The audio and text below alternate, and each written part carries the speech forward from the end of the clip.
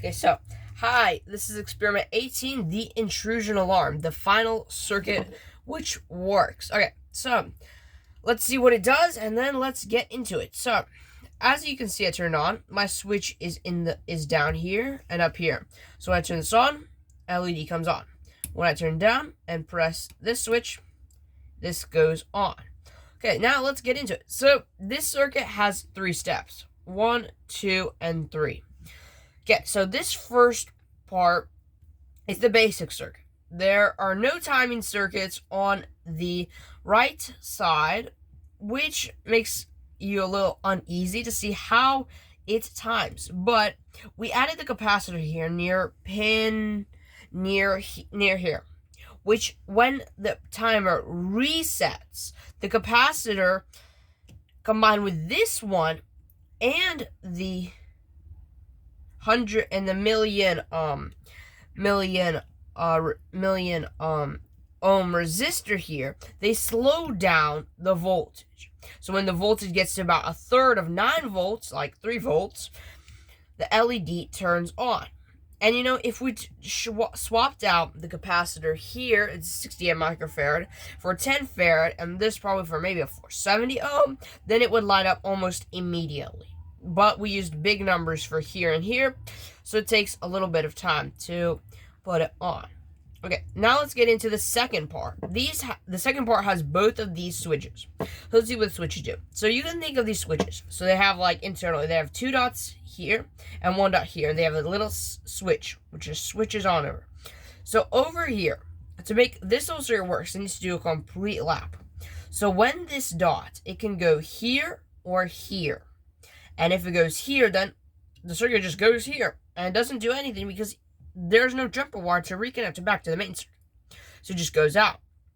And when it comes back here, it rewires with this circuit. Now this switch, it has the 2 dots and the dot. And if it goes down here, then it just does a whole circuit. But this whole circuit doesn't do anything itself. The whole circuit wants this LED to light up. And it does this when the switch is on here, right to the LED. And we can see how this works. We put up the power here, push this up, and it works. Whole circuit goes around. We push this down, it just goes through here. And if we put this one, then look, for this one it doesn't work. For this one it too doesn't work. Okay, and we also put the transistor to collect the current which flows back through here. Now, let's focus on the big part over here. So when you want a normal alarm, like for the door, you want it to have a 1 minute time. So for you to turn it off if you're the owner, because you don't want it beeping exactly when it turns on. That'd be kind of annoying. So over here, it times everything. This times it for about 1 minute, depending on this capacitor. So how it works. So this capacitor connects to the reset pin, which is pin 6. So when this resets, the capacitor limits the time that it allows for the LED to turn on. And we can see this in action when we turn on the LED.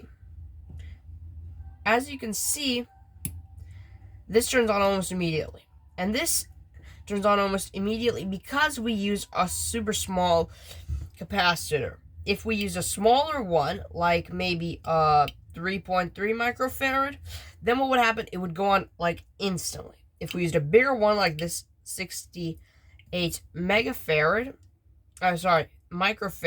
then it would turn on a little bit later.